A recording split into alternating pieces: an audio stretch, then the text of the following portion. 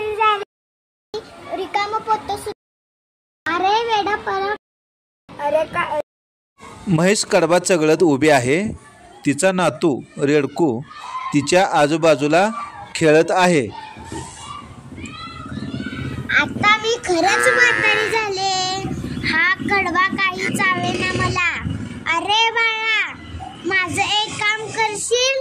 हो, सांग ना. ही कडब्याची पेंडी तेवढी नदी पलीकडच्या कडबा कुट्टीवरून कापून घेऊन ये, म्हणजे मला कडबा नीट चघळता येईल. दे मला पेंडी बांधून. एक रिकामा पोत सुद्धा दे. कुट्टीसाठी आता कापून घेऊन येतो. म्हैस रेडकाच्या पाठीवर कडब्याची पेंडी बांधून देते. रेडकू उड्या मारत नदी किनाऱ्याजवळ पोचते. रेडकू स्वतःलाच बोलतं, नदी तर आली. पाण्याचा किती मोठा आवाज येतोय. पाणी भरपूर दिसतंय. मी जाऊ शकेन का नदीत?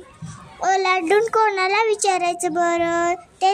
ते इकडे तिकडे पाहते. बैल काका नदीजवळ चरताना दिसतात आणि त्याच्याजवळ जाते. रेडकू, बैल काका, मला नदी पलीकडच्या कडबा कुट्टीवर जायचंय. आजीसाठी कडबा कापून घ्यायला मी पण नदीच्या पाण्यातून जाऊ शकेन का?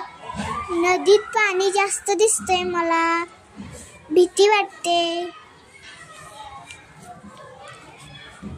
अरे काळजी करू नको, गुडघ्या इतकं तर पाणी आहे, आरामात जाशील. रेडकू नदीजवळ परत येतं. पाण्यात पाय टाकणार तेवढ्यात झाडावरची खरुताई त्याला हाक मारते. अरे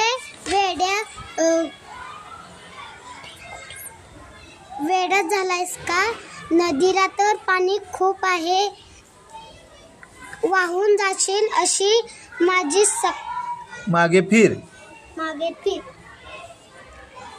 खरुताई, पाणी जास्त नाहीये असं बैलकाकांनी सांगितलंय मला. आरामात जाता येईल असं ते म्हणाले. मुळीच नाही का? आमची एक मैत्रीण वाहून गेले.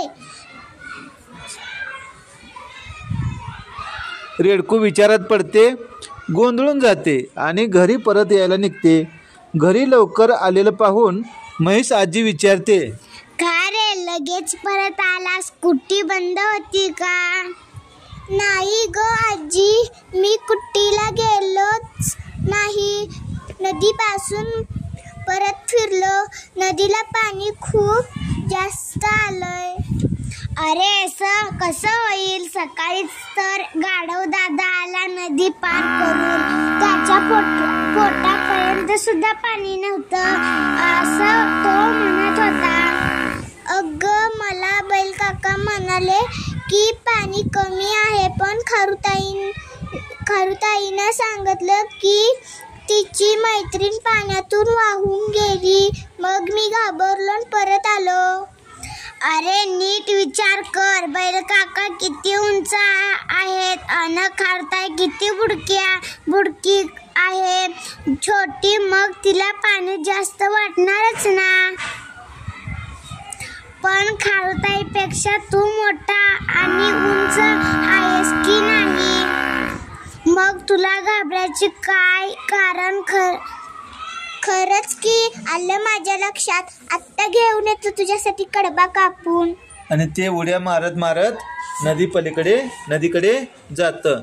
आणि रेडकू स्वतःलाच म्हणतं, नदीच्या पाण्यात पाय टाकून. खरंच की पाणी फार खोल नाही, माझ्या गुडघ्याच्या थोडंसंच वर आहे.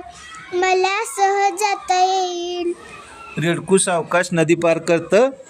पलीकडच्या काठावर पोचताच आनंदाने गाणे म्हणत कडबा कुट्टीच्या दिशेने जाते.